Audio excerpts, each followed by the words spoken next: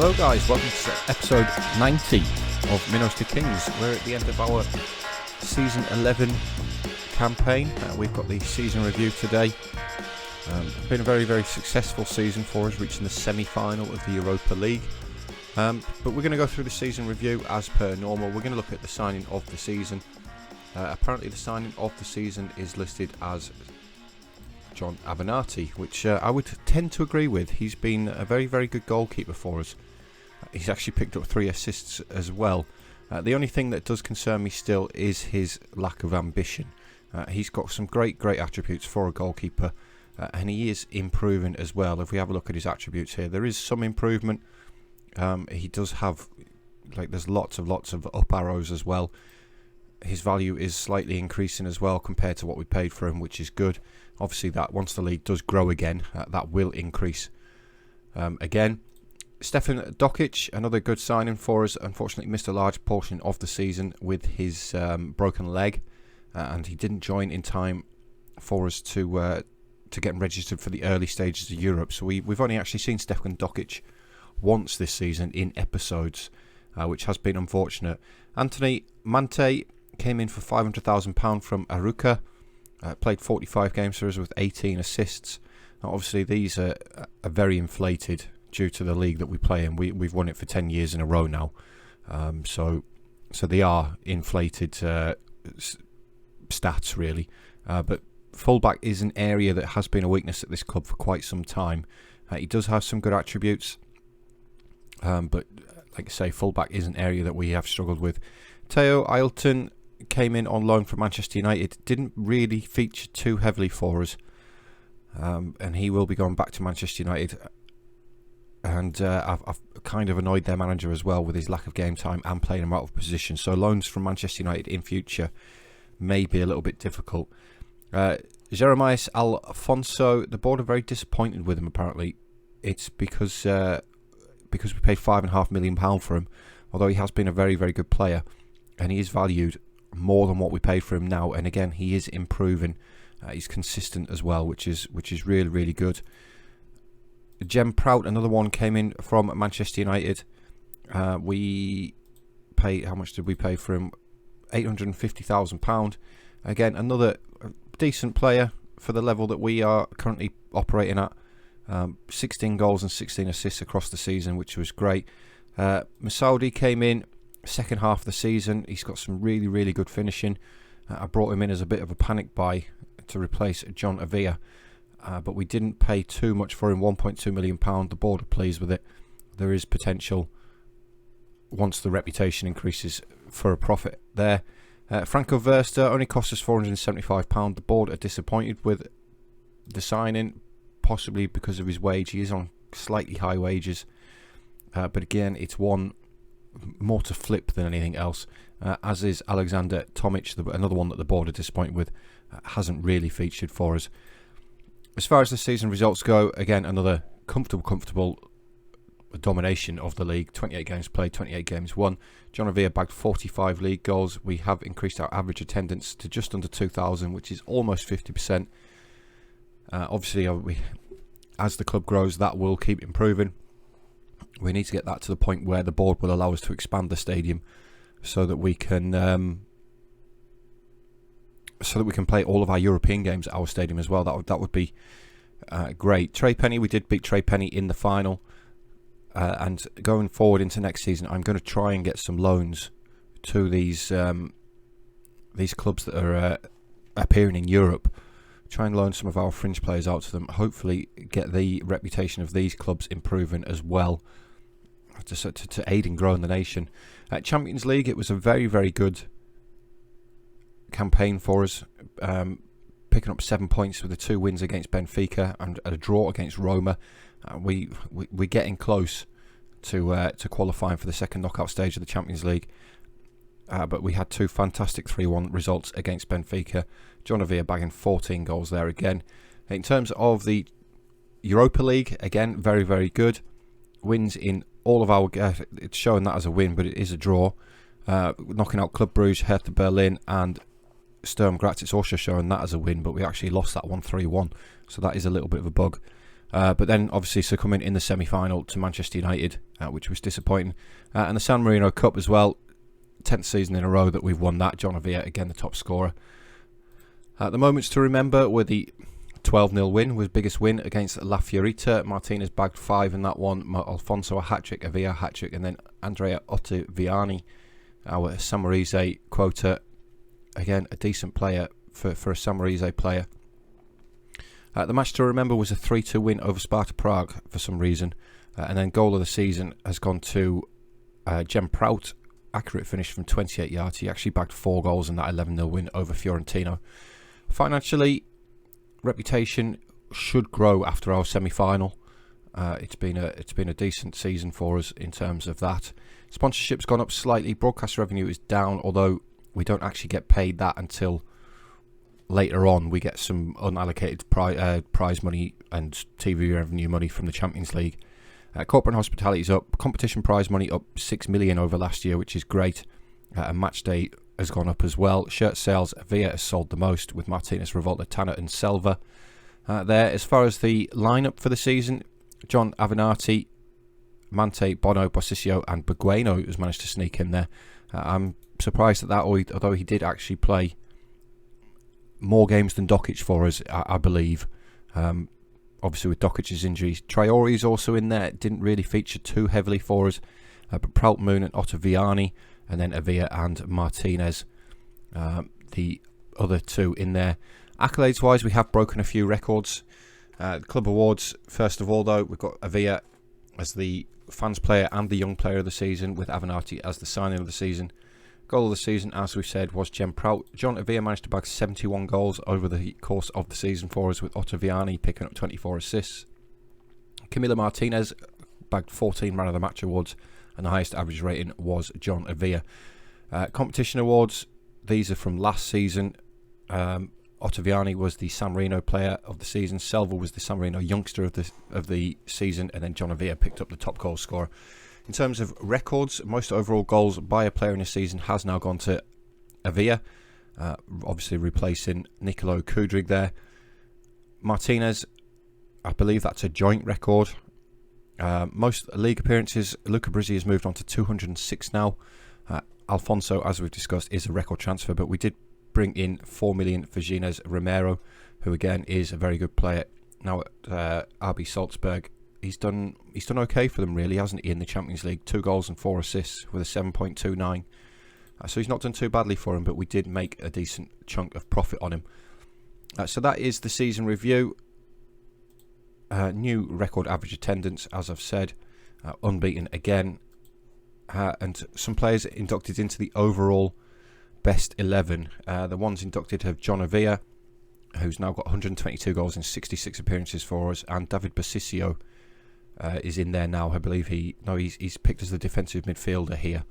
I have tried to loan him again from Lazio for next season, obviously to help out with the homegrown thing, but they just want too much of his wages paying, and he at Benfica he is on 38 grand a week, which I can't afford really. But Ralph Agbula is still in there. He's been on loan this season to Watford. He's only really played for their under-23s. Nicolo Kudrik, again, a player who moved on this season, has picked up 5 goals in 11 games for Pescara in Serie C there. Kevin Rossi still kicking about in the best 11. He's 30 years old now, still at Levico. Caradonna still in here again. Bjorn Fischer, the man who we had on loan for 3 seasons, is now back at Hoffenheim and has played some league games for them. He's played 4 games in the Bundesliga. Luca Brizzi in there. Revolta, Ottaviani, no other real surprises. Catronella is in here still. Oh, he's actually retired now as Catronella. But the overall best 11, as we've said, on the bench we've got Reece Fry, who I believe is still at Sunderland. He is still at Sunderland as the backup goalkeeper. Ray Campbell, the Englishman who we let go to Bromley, has now joined Fylde.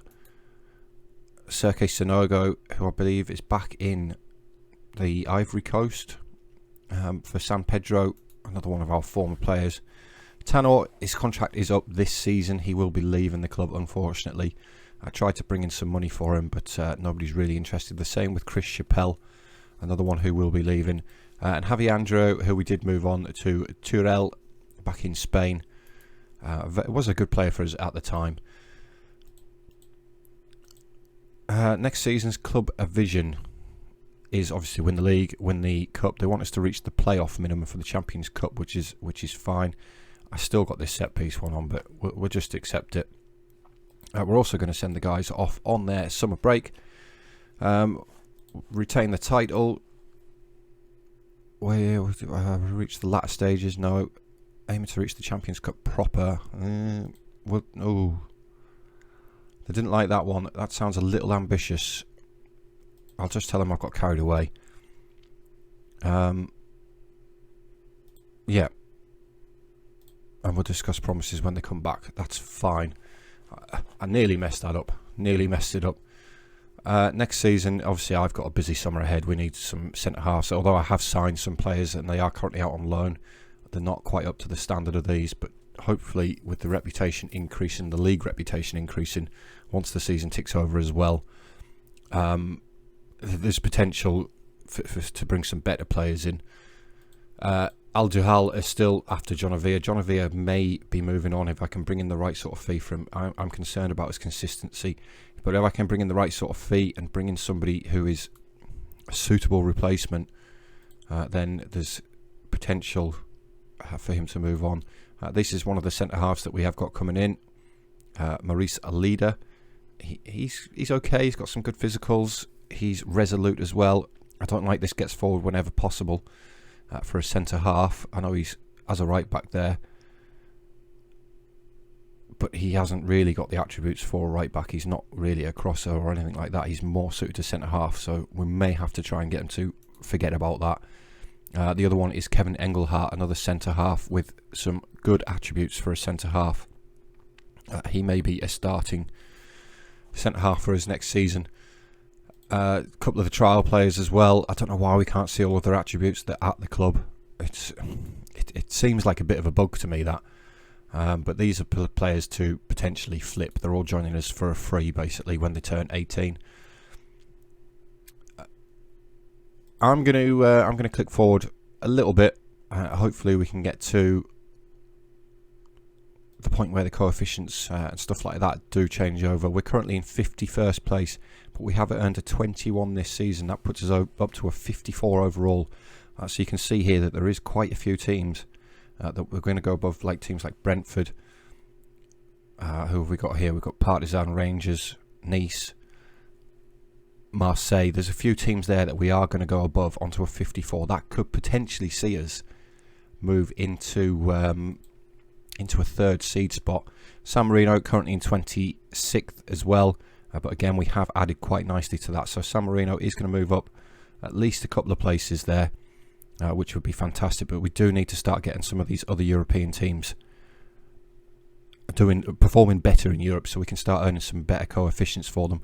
Of course, if you remember, San Marino do start right down at the bottom, so we have moved them up massively into that 26th spot. But we'd still like to get a little bit higher. We sort of want to start getting into the teens, really. We'd like really to be in the top 10 so we can avoid the qualifying altogether. But getting into the teens gives us a few more Champions League spots here and a few more spots over here as well. That would give us an extra European place if we got into 16th. But yeah, I'm going to click forward a little bit, get to the point where the season ticks over, some of the coefficients change and stuff like that, and we'll come back and we'll have a look at them when they do. Next season's wage budget is £215,000 with a £15 million transfer fee. So we've got some room to work with. As I said, I am going to try and move some players on once the reputation does click over. We can get some better. We can demand a better transfer fee for them, basically. But yeah, I'm going to go and do that now, and I'll catch up with you guys in a minute. Right, here we go, guys. I've clicked forward to a point where some of the things are starting to come through now. You can see that the San Marino League has moved up 11 places, up to 75th now. That's more than any of the top flight division. If we have a quick look and see where that leaves us in 75th, the kind of leagues that we're around about now is the Belarusian highest league, Croatian third league. So we still do have a long way to go. We have got the reputation up to 2 stars now. We're not that far behind League 2. So we are getting somewhere in terms of the reputation. Up to 75th, which is really, really good, to be fair, when you consider we started, what was it, 170 something? I can't remember exactly where we started. But we're now at 75th. So that does give us the opportunity now. We're getting towards Italian Serie C. It's potentially increased the value of some of the players. We're getting a lot of bids in for John Avia, but just nowhere near what we want. And we've also risen up the European rankings. We've moved up 13 places. We're into the top 38th now. Bayern are the top club in Europe, up to 38th, which is excellent. I've got this on 10 years. I was having a look at some of the finances. We actually got a big chunk of money in for being seeded where we were in the 10-year seedings. But in terms of 5 years, we're now up to 38th. We're around about Hoffenheim and Newcastle and Napoli on our 44. We do need to have another good season in Europe, though, to improve that again. We'd like another 21, really, wouldn't we? That would be fantastic. Sturm Graz have picked up another fantastic 18 there. They really have been a European powerhouse for the last 4 seasons in terms of coefficients. But this should, at 54, should see us potentially be a 3rd seeding now. I've got lots of, I really need to work on the homegrown players, stuff like that. But we should see, with the league growing up the reputations. We've been drawn against Shakhtar Soligorsk, who I believe we have played before. We've also got the draws. We'll either get I don't know how to pronounce that, or Cherno Mor, either a Bulgarian team or a North Macedonian team. But I believe we've played Soligorsk before. Have we got the fixtures up? Past meetings. We have played them before. We were beaten by them on penalties in a first path qualifying round. The last time we played them, that was 8 years ago now. 8 years ago now. So we should comfortably beat them this time around. Where they're from, a Belarusian team. So that's my path forward. It's only 21 days away before I'm back at it. It's with the qualifying for the Champions League. It's such a short off season that we have here in San Marino. That means I've got 3 weeks. I still need this to click over till the 30th, so that's going to take up a huge chunk of my time. That I've got to bring new players in. And of course, look, we're still getting all of this. Leicester are in now for Avia at 2.8 million. It's still not quite enough. I would have thought his value would have increased a little bit by now. But John Avia is going to be moving on, unfortunately. There's just not a lot I can do about that, really. But I would like to have a replacement for him before he moves. And he's came to me complaining about me rejecting all these bids for him. And I've told him once I find a replacement that he can move, basically. You just get to the point with certain players where you just can't keep hold of them anymore. This guy, there's a few guys here who look very, very good. This guy is one of the ones who's joining us. Martin Nunez, his central defender. He is 17. He joins in July. So in the transfer window, he is joining us. He looks a fairly decent centre-half option for a 17-year-old, and he can go towards that homegrown status. Again, injury-prone, lacks consistency, but he is fairly professional, and at such a young age, he does have that room to improve into. So he is potentially a good signing. I'm going to call that there for this season, though, guys. I'm going to leave it at that. We've seen the reputation increases. This hasn't increased again, but it may still once the season ticks over. But we've seen our coefficients, we've seen the sort of finances that we've got to work with. It's basically just now a case of me clicking forward and getting to the point where I can start signing some players. But I'm going to call that there for this season.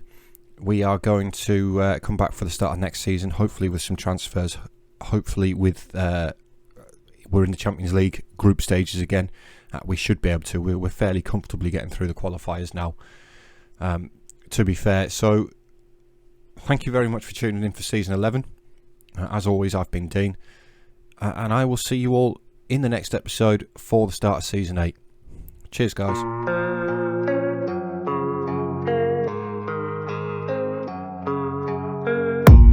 I don't really know what comes next, I'm just doing my best.